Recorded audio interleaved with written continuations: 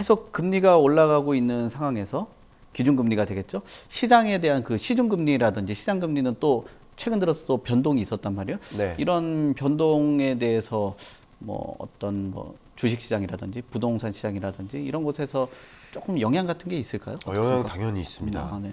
어쨌든 이제 기준금리는 이제 우리 주식 투자자 혹은 이제 부동산 투자자 입장에서는 심리를 건드리는 거라고 볼 수 있고요. 네. 시중금리는 실질금리에 해당되니까 둘 다 영향을 미친다라고 볼 수 있겠는데 어쨌든 기준금리가 23년에도 추가적으로 인상될 것으로 보고 있기 때문에 뭐 빠르면 23년 4월 정도 기준금리의 정점에 오르지 않을까 이렇게 판단하기도 합니다. 네. 어쨌든 추가적인 금리 인상이 있거나 없거나 동결하거나 둘 중에 하나라고 본다면 기준금리의 고점은 지금이라기보다는 좀 이후라고 볼 수 있는 거죠. 근데 시중금리는 왜 먼저 떨어질까 이런 궁금증을 갖고 이제 질문 주시는 분들이 많이 계시더라고요. 네. 근데 원래 시중금리라는 게 기준금리 더하기 알파니까 쉽게 네. 말하면 기준금리는 이제 한국은행이 시중은행한테 돈 빌려줄 때 쓰는 네. 금리라고 볼 수 있다면 은행 입장에서는 조달하는 데 들어가는 비용이 자본을 조달하는 데 들어가는 비용이 늘어나는 거죠.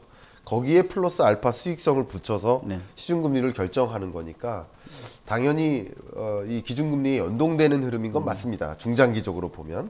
그러나 한두 달 먼저 선행해서 기준금리의 고점으로부터 먼저 시중금리가 올라가거나 아니면 동행하거나 후행할 때도 있어요. 그것은 누구도 예상할 수가 없어요. 그러나 지금 결과적으로 보면 기준금리보다 선행해서 이자 수익, 예대 마진 이런 것을 목표로 먼저 끌어올렸었고 이후에 좀 하락하는 추세다 이렇게 볼 수 있고요. 물론 정부의 정책 기조들도 같이 맞물리겠죠. 왜냐하면 정부의 뭐 부동산 정책이라는 관점에서 주택담보대출 금리만큼은 떨어뜨려라 하는 은행에 대한 어떤 압박이 가해질 수 있기 때문에 그게 작용된 거라고 볼 수 있겠습니다. 왜냐하면 이 우리 대출 금리 중에 가계대출 금리 중에 주택담보대출이 있고 일반 신용대출이 있고 뭐 소액대출이 있고 여러 가지 종류가 있는데 10월부터 유일하게 떨어진 게 주택담보대출 금리예요.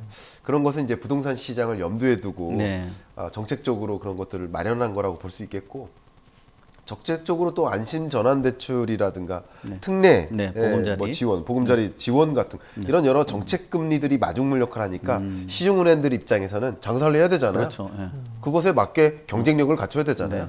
그러니까 금리를 또 떨어뜨릴 수밖에 없고 여러 가지 요인들이 작용하는 거라고 볼 수 있는데 어쨌든 금리가 정점 찍고 시중금리가 떨어지고 있고 기준금리는 이제 정점에 다 올 거다라는 이런 기대, 이런 기대는 시장의 긍정적인 요인이라고 볼 수 있겠죠.